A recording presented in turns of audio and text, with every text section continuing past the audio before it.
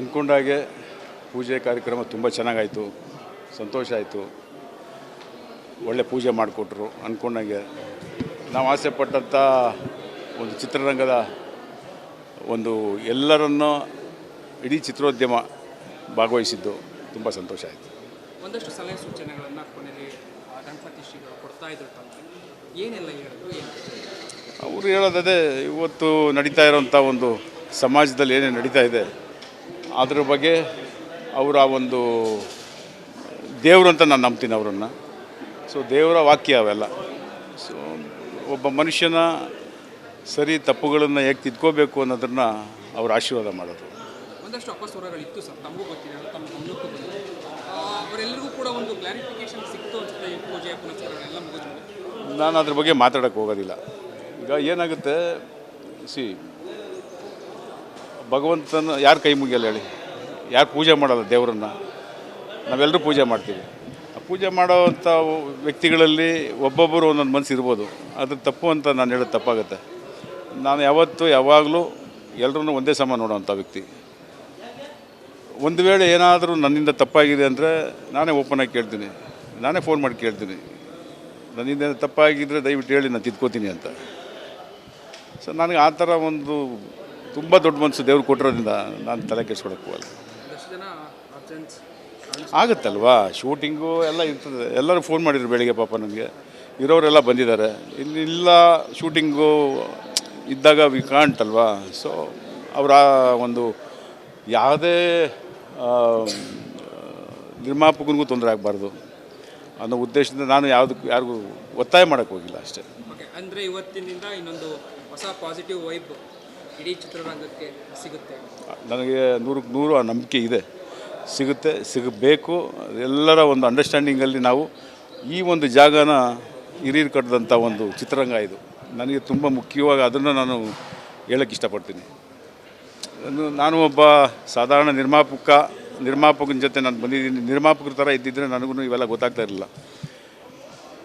ಈ ಚಿತ್ರರಂಗನ ಯಾವ ರೀತಿ ಕಟ್ಟಿದ್ರು ಅಂತ ಡಾಕ್ಟರ್ ರಾಜ್ಕುಮಾರ್ ಅವರು, ಅಮ್ಮ ಪಾರ್ವತಮ್ಮ ರಾಜ್ಕುಮಾರ್ ಅವರು ಸಂದರ್ಭ ಬಂದಾಗ ನೂರಾರು ಸರಿ ಸಿಕ್ಕಿ ಮಾತಾಡ್ತಾ ಇರ್ತೀವಿ. ಆ ಮಾತಾಡೋದ್ರಲ್ಲಿ ಅವ್ರು ಬರೀ ಚಿತ್ರರಂಗದ ವಿಷಯನೇ ಮಾತಾಡ್ತಾ ಇದ್ದಿದ್ದು. ಚಿತ್ರರಂಗ ಯಾವ ರೀತಿ ಕಟ್ಟಿದ್ರು, ಅವ್ರು ಯಾವ ರೀತಿ ಒಂದೊಂದು ಮೂಟೆ ಅಕ್ಕಿನೂ ಕಲೆಕ್ಟ್ ಮಾಡಿ ಕಲಾವಿದರಿಗೆ ಎಲ್ಲರಿಗೂ ಸೇರಿಸಿ ಊಟ ಸಿಕ್ಕರೆ ಸಾಕು ಅನ್ನೋ ಒಂದು ಸಂದರ್ಭದಿಂದ ಕಷ್ಟಪಟ್ಟು ಈ ಮಟ್ಟಕ್ಕೆ ಬೆಳೆಸ್ಕೊಂಬಂದಿದ್ದೀವಿ ಅನ್ನೋ ಒಂದು ಮಾತನ್ನು ನನಗೆ ಈಗಲೂ ಆ ಮನಸ್ಸಲ್ಲಿ ನಾಟಿದೆ. ಅದು ಅವರು ಬೆಳೆಸ್ಕೊಂಬಂದಂಥ ಈ ಒಂದು ಚಿತ್ರರಂಗನ ಅಂದರೆ ನಾವು ಯಾವ ಜನ್ಮದಲ್ಲಿ ಏನು ಪುಣ್ಯ ಮಾಡಿ ನಾವು ಗೊತ್ತಿಲ್ಲ. ಅಣ್ಣವರಾಗ್ಬೋದು, ವಿಷ್ಣು ಸರ್ ಆಗ್ಬೋದು, ಅಮ್ಮ ಪಾರ್ವತಮ್ಮ ರಾಜ್ಕುಮಾರ್ ಅವರಾಗ್ಬೋದು, ಅಂಬರೀಷ್ ಅವರಾಗ್ಬೋದು, ಶಂಕರ್ನಾಗ್ ಅವರಾಗ್ಬೋದು, ಈ ಥರ ಹಿರಿಯ ಸುಮಾರು ಹಲವಾರು ಕಲಾವಿದರ ಜೊತೆಯಲ್ಲಿ ನೂರಾರು ಸರಿ ಕೂತು ಮಾತಾಡಿ ಆ ಒಂದು ಅದೃಷ್ಟ ಅಂತೀನೋ ಯೋಗ ಅಂತೀನೋ ಗೊತ್ತಿಲ್ಲ, ಆ ಥರ ಭಾವಿಸ್ತೀನಿ ನಾನು.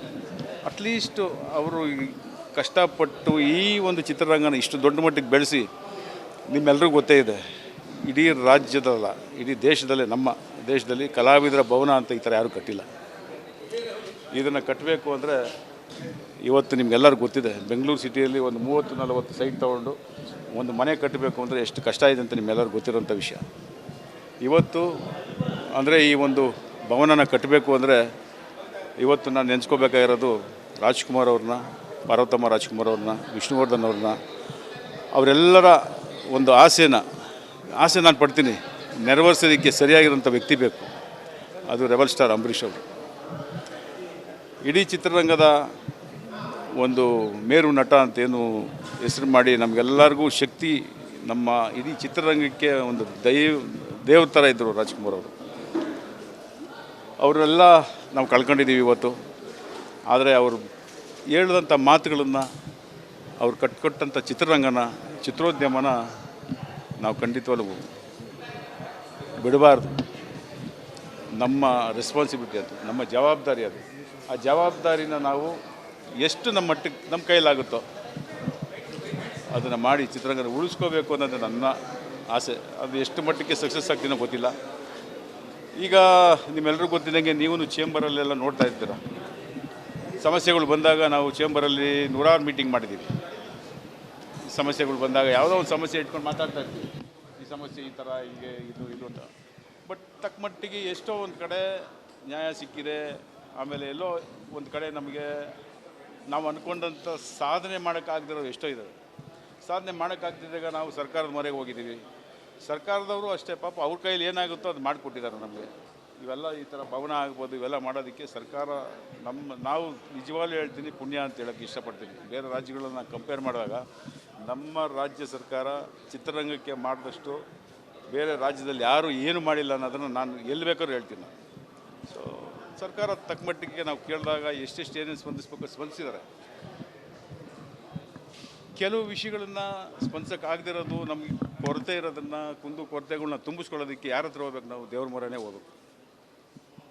ಕಡೆಯ ಒಂದು ಆಪ್ಷನ್ ಅಂತೀವಿ. ಇಲ್ಲಾಂದರೆ ಕಡೆಯಲ್ಲಿ ಕೊನೆಗೆ ನಮಗೆ ಯಾರೂ ಇಲ್ಲ ಅಂದಾಗ ನಮ್ಮ ದೇವರೇ ಗತಿ ಅಂತೀವಲ್ಲ, ಅದನ್ನು ನಾನು ತುಂಬ ಮುಖ್ಯವಾಗಿ ದೊಡ್ಡಣ್ಣ ನಾವು ಇಬ್ಬರು ಕೂತ್ಕೊಂಡು ಮಾತಾಡುವಾಗ ಏನು ಮಾಡೋಕ್ಕಾಗಲ್ಲ. ಈ ಥರದ್ದು ಒಂದು ಒಳ್ಳೆ, ಯಾಕಂದರೆ ನಾನು ತುಂಬಾ ಈ ವರ್ಷದಲ್ಲಿ 2 ಚಿತ್ರಗಳನ್ನ ನಿರ್ಮಾಣ ಮಾಡಿ ಬಿಡುಗಡೆ ಮಾಡಿ ಏನು ಕಷ್ಟ ಅನುಭವಿಸ್ತಾ ಇದ್ದೀವಿ ಚಿತ್ರರಂಗ ಅನ್ನೋದು ನನಗೆ ಚೆನ್ನಾಗಿ ಗೊತ್ತು. ಅಟ್ಲೀಸ್ಟ್ ಎಲ್ಲೋ ಒಂದು ಚಿಕ್ಕ ಪಿಕ್ಚರ್ ರಿಲೀಸ್ ಆಗಿ ಅದರ ರಿಪೋರ್ಟ್ ನೋಡಿಕೊಂಡು ವ್ಯಾಪಾರ ಆಗ್ತಾಯಿತ್ತು. ನಮಗಿರೋದು 2 ಸೋರ್ಸ್. ಒಂದು ಚಿತ್ರ ನಿರ್ಮಾಣ ಮಾಡೋ ಒಬ್ಬ ನಿರ್ಮಾಪಕನಿಗೆ 2 ಕಡೆಯಿಂದ ದುಡ್ಡು ಬರುತ್ತೆ. ಒಂದು OTT ಪ್ಲ್ಯಾಟ್ಫಾರ್ಮಿಂದ, ಇನ್ನೊಂದು ಬಾಕ್ಸ್ ಆಫೀಸಿಂದ. OTT ಅನ್ನೋದು ಇವತ್ತು ಟೋಟಲಿ ಕನ್ನಡ ಚಿತ್ರಗಳನ್ನು ತಗೊಳ್ಳೋದು ತುಂಬ ನಿಲ್ಲಿಸೇ ಬಿಟ್ಟಿದ್ದಾರೆ. ಎಲ್ಲೋ ಒಂದು ಕಡೆ ದೊಡ್ಡ ಸಿನಿಮಾಗಳು ತಗೋತಾಯಿದ್ರು, ಈಗ ದೊಡ್ಡ ಸಿನಿಮಾಗಳನ್ನೂ ತಗೋತಾ ಇಲ್ಲ. ಈಗ ಜೊತೆಯಲ್ಲಿ ಚಿತ್ರ ನಿರ್ಮಾಣ ಮಾಡಿದಂಥದ್ದನ್ನು ನಾವು ಡಿಪೆಂಡ್ ಆಗಬೇಕಾಗಿರೋದು ಬಾಕ್ಸ್ ಆಫೀಸ್. ಎಲ್ಲ ಇಡೀ ರಾಜ್ಯದ ಚಿತ್ರಮಂದಿರಗಳು ಬಿಡುಗಡೆ ಆಗ್ತಾ ಇದ್ದಾಗ ಕೆಲವು ಅದು ಪ್ರೇಕ್ಷಕರಿಗೆ ಬಿಟ್ಟಿದ್ದು. ಚೆನ್ನಾಗಿದ್ದರೆ ನೋಡ್ತಾರೆ, ಚೆನ್ನಾಗಿಲ್ಲ ಅಂದರೆ ನೋಡಲ್ಲ ಅದನ್ನು ನಾವು ಹೋಗಿಲ್ಲ ಚಿತ್ರ ಯಾಕೆ ಹೋಗಿಲ್ಲ ಅನ್ನೋದ್ರ ಬಗ್ಗೆ ವಿಮರ್ಶೆ ಮಾಡೋಕ್ಕೆ ನಾನು ಇಷ್ಟಪಡಲ್ಲ. ಸೊ ಬಾಕ್ಸ್ ಆಫೀಸಲ್ಲಿ ಎಷ್ಟು ಕಲೆಕ್ಷನ್ ಆಗ್ತಾಯಿದೆ ಅನ್ನೋದನ್ನು ನಿಮಗೆ ಗೊತ್ತು. ಇವತ್ತು ಇಡೀ ಬೇರೆ ರಾಜ್ಯಗಳ ಬೇರೆ ಭಾಷೆ ಚಿತ್ರಗಳು ನಮ್ಮ ರಾಜ್ಯದಲ್ಲಿ ಹಲವಾರು ಚಿತ್ರಮಂದಿರಗಳಲ್ಲಿ ನಮಗೆ ಚಿತ್ರಮಂದಿರ ಸಿಗದಿರೋ ಅಷ್ಟು ತೊಂದರೆ ಆಗ್ತಾಯಿದೆ. ದೊಡ್ಡ ಚಿತ್ರಗಳಿಗೆ ನಾನು ದೊಡ್ಡ ಚಿತ್ರಗಳಿಗೆ ಹೇಳ್ತಾರೆ, ದೊಡ್ಡ ನಮ್ಮ ಹೀರೋಗಳ ಚಿತ್ರಗಳಿಗೆ ಹೇಳ್ತಾ ಇದ್ದೀನಿ ನಾನು. ಆದರೂ ಅದೆಲ್ಲ ಕಷ್ಟಪಟ್ಟು ಬಿಡುಗಡೆ ಮಾಡಿದ್ಮೇಲೆ ನಮಗೇನು ಬರುತ್ತೆ ಅನ್ನೋದು ತುಂಬ ಮುಖ್ಯ ಆಗ್ತದೆ. ವ್ಯಾಪಾರನೂ ತುಂಬ ಮುಖ್ಯ ಅಲ್ವಾ? ವ್ಯವಹಾರ ತುಂಬ ಮುಖ್ಯ. ಸೊ ನಾನು ಯಾವಾಗಲೂ ಹೇಳ್ತಾ ಇರ್ತೀನಿ, ನಾವು ಚಿತ್ರರಂಗದಲ್ಲಿ ಎಷ್ಟು ಜನ ಇದ್ದೀವೋ ಸೀನಿಯರ್ ನಿರ್ಮಾಪಕರು ಅಂತೀವಿಲ್ಲ, ಒಂದು 20-30 ವರ್ಷದ ಚಿತ್ರಗಳು ಮಾಡ್ಕೊಂಬರ್ತಂಥ ನಿರ್ಮಾಪಕರು ಎಷ್ಟು ಜನ ಇದ್ದೀವಿ ಅನ್ನೋದು ನಿಮಗೆಲ್ಲ ಗೊತ್ತಿರೋ ವಿಷಯ. ಆದರೆ ಇವತ್ತು ಕಾರ್ಮಿಕರು ಸಾವಿರಾರು ಜನ ಚಿತ್ರರಂಗದ ಮೇಲೆ ಡಿಪೆಂಡ್ ಆಗಿದ್ದಾರೆ. ದಿನನಿತ್ಯದ ಅವರ ಊಟ ತಿಂಡಿ ಚಿತ್ರರಂಗದಲ್ಲಿ ಕೆಲಸ ಮಾಡಿದ್ರೇ ಅವರಿಗೆ ದಿನನಿತ್ಯದ ಊಟ ತಿಂಡಿ ಆಗಬೇಕು. ಇಲ್ಲಾಂದರೆ ತುಂಬ ಕಷ್ಟ ಇದೆ. ಅಷ್ಟು ಜನಕ್ಕೆ ಊಟ ತಿಂಡಿ ಕೊಡಬೇಕಂದ್ರೆ ಚಿತ್ರ ನಿರ್ಮಾಣ ಆಗಬೇಕು. ಚಿತ್ರ ನಿರ್ಮಾಣ ಆಗಬೇಕು ಅಂದಾಗ ಏನಾಗುತ್ತೆ, ನಾವಿದ್ದೀವಲ್ಲ, ನಾವು 4-5 ಜನ 8 ಜನ ಇದ್ದೀವಲ್ಲ, ನಾವು ನಿರ್ಮಾಪಕರು 2 ವರ್ಷಕ್ಕೊಂದು ಸಿನಿಮಾನೋ, 1 ವರ್ಷಕ್ಕೊಂದು ಸಿನಿಮಾನೋ, 3 ವರ್ಷಕ್ಕೊಂದು ಸಿನಿಮಾನೋ ಮಾಡ್ತಾಯಿದ್ದೀವಿ. ಆದರೆ ಇಡೀ ದಿನ ಊಟ ಮಾಡ್ತಾ ಇರೋದು ಈ 250-300 ಜನ ಯಾವ ಹೊಸ ನಿರ್ಮಾಪಕರು ಬಂದಿದ್ದಾರೆ, ಆ ಹೊಸ ನಿರ್ಮಾಪಕರೇ ಇವತ್ತು ಚಿತ್ರರಂಗಕ್ಕೆ ಊಟ ಕೊಡ್ತಾ ಇರೋದು. ನಾವು 4-5 ಜನ ಏನಿದ್ದೀವಿ, ನಾವೆಲ್ಲ ವರ್ಷದಲ್ಲಿ 4-5 ಹಬ್ಬ ಇರುತ್ತೆ. ಆ 4-5 ಹಬ್ಬದ ದಿನ ನಾವು ಇದ್ದಂಗೆ, ಹಬ್ಬದ ಊಟ ಇದ್ದಂಗೆ ನಾವು, ಆದರೆ ದಿನ ಊಟ ಅವ್ರು ಕೊಡ್ತಾ ಇರೋದು. ಅವ್ರನ್ನ ಉಳಿಸ್ಕೊಳ್ಳೋದು ಹೆಂಗೆ ಅನ್ನೋದನ್ನು ನಾನು ತುಂಬ ಒತ್ತಾಯ ಮಾಡ್ತಾಯಿರ್ತೀನಿ ಚೇಂಬರಲ್ಲಿ. ಅವ್ರನ್ನ ಉಳಿಸ್ಕೋಬೇಕು ನಾವು. ಅವರೆಲ್ಲ ಯಾವ ಬ್ಯಾಕ್ ಡ್ರಾಪಲ್ಲಿ ಬಂದಿರ್ತಾರೆ, ಒಂದು ರಿಯಲ್ ಎಸ್ಟೇಟು, ಇಲ್ಲಾಂದರೆ ರಾಜಕಾರಣದಿಂದ ಯಾವುದೋ ಒಂದೊಂದು ಫೀಲ್ಡಿಂದ ಬಂದು ಚಿತ್ರ ಮಾಡ್ತಾಯಿರ್ತಾರೆ, ಒಂದು ಪ್ಯಾಷನ್ ಇಟ್ಕೊಂಡು. ಅವ್ರನ್ನ ಆಚೆ ಹೋಗಿ ಬಿಡಬಾರ್ದು ನಾವು. ಅವ್ರು ಇನ್ನೊಂದು ಚಿತ್ರ ಮಾಡಬೇಕು, ಅವರಿಂದ ಇನ್ನಿಬ್ಬರು ಬಂದು ಚಿತ್ರ ಮಾಡಬೇಕು. ಇದನ್ನು ಅಮ್ಮ ಹೇಳ್ತಾಯಿದ್ರು ಅವಾಗ, ಪಾರ್ವತಮ್ಮ ರಾಜ್ಕುಮಾರ್ ಅವರು. ಒಂದು ಚಿತ್ರದ ರೆಮ್ಯುನರೇಷನ್ನ ಅಣ್ಣವ್ರು ಕೇಳೋರಂತೆ, ಎಷ್ಟು ತಗೋಬೇಕು ನಾನು, ಎಷ್ಟು ಕೊಡ್ತಾರೆ ನನಗೆ ಅಂತ. ಅವರು ಏನೋ ಇಷ್ಟು ತಗೋತಾ ಇದ್ದೀವಿ ಅಂದಾಗ, ಬೇಡ ಅಷ್ಟು ತಗೋಬೇಡಿ, ಒಂದು 30-40% ಕಮ್ಮಿ ತಗೊಳ್ಳಿ. ಯಾಕೆಂದರೆ ನಿರ್ಮಾಪಕರು ಉಳಿದ್ರೆ, ನಿರ್ಮಾಪಕರಿಗೆ ಲಾಭ ಆದರೆ ಅವನು ಇನ್ನೊಂದು ಚಿತ್ರ ಮಾಡ್ತಾನೆ. 20-30-40-50-60 ಜಾಸ್ತಿ ಆಗಬೇಕು ಚಿತ್ರ ನಿರ್ಮಾಣಗಳು. ನಾವು ಅದನ್ನು ಪಾಲಿಸಿದ್ರೆ ಲಾಭ ಮಾಡ್ದ ಅಂದ್ಕೊಳ್ಳಿ, ಅವನು ಚಿತ್ರ ಮಾಡ್ತಾನೆ, ಅವನು ಒಂದು 4 ಜನ ಕರ್ಕೊಂಬರ್ತಾನೆ. ಇವನು ನೋಡಿ ಇನ್ನೂ 4 ಜನ ಬಂದು ವ್ಯವಹಾರಕ್ಕೆ ಬರ್ತಾರೆ, ಚಿತ್ರ ನಿರ್ಮಾಣಕ್ಕೆ ಬೇಜಾರು ಜನ ಬರ್ತಾರೆ. ಆ ಥರದ ಒಂದು ಕನಸು ಕಟ್ಟಬೇಕು ನಾವು ಅಂತೇಳಿ ಮಾಡಿದಾಗ ಅದೇ ಥರನೇ ಇದು ಅಮ್ಮ ಹೇಳಿದ ಮಾತು ನನಗೆ. ಅದೇ ಥರನೇ ವಿಷ್ಣು ಸರ್ ಆಗ್ಬೋದು, ಅಂಬರೀಷ್ ಅವ್ರು ಆಗ್ಬೋದು, ಶಂಕರ್ನಾಗ್ ಆಗ್ಬೋದು, ಮಿಕ್ಕ ಸಂದರ್ಭದಲ್ಲಿದ್ದಂಥ ಪ್ರಭಾಕರ್ ಎಲ್ಲರೂ ಅದನ್ನು ಪಾಲಿಸ್ಕೊಂಬಂದರು. ಚಿತ್ರರಂಗನ ಬೆಳೆಸಬೇಕು, ಉಳಿಸ್ಬೇಕು ಅನ್ನೋ ಒಂದು ಉದ್ದೇಶದಿಂದ ಪಾಲಿಸ್ಕೊಂಬಂದರು. ಅದು ಈ ಮಟ್ಟಕ್ಕೆ ಬಂದು ನಿಂತಿದೆ ಇವತ್ತು.